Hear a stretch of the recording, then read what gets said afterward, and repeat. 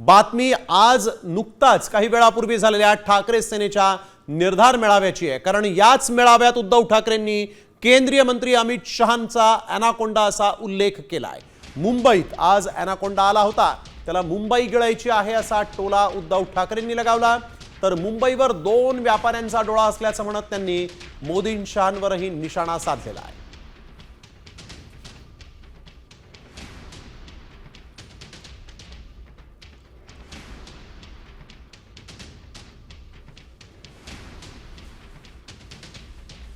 आपल्याला तर अख्खी मुंबईच नव्हे तर अख्ख्या महाराष्ट्रामध्ये हे काम करायचे आणि त्याची सुरुवात मुंबईपासून करायची। कारण मुंबईवरती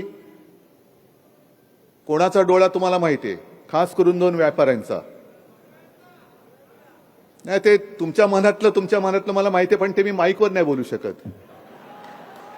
आजच एक जण येऊन गेला, जिजामाता उद्यानात लवकरच अॅनाकोंडा येणार, पण अॅनाकोंडा म्हणजे सगळं गिळणारा साप, आणि तो आज येऊन गेला इकडे, भूमिपूजन करून गेला। त्यानं मुंबई गिळायची। बरं गिळणार ती गिळणार, तुला कशी गिळून देतो बघतो। नाही तुझं पोट फाडून बाहेर आलो तर नावाचं नाही। आत्मनिर्भर भारत करणारे, आत्मनिर्भर भारत।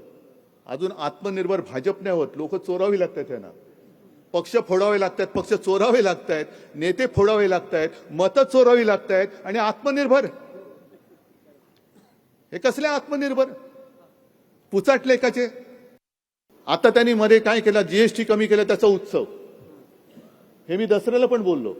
मग जीएसटी लावला कोणी होता? नेहरूंनी लावला होता। पाकिट मारायचं वरती म्हणजे जीएसटी लावला त्याचा महोत्सव, जीएसटी कमी केला त्याचा महोत्सव। पण मधल्या 8 वर्षात 1,27,000 कोटींचा जीएसटी यांनी गोळा केला, तो कोणाच्या घशात घातला?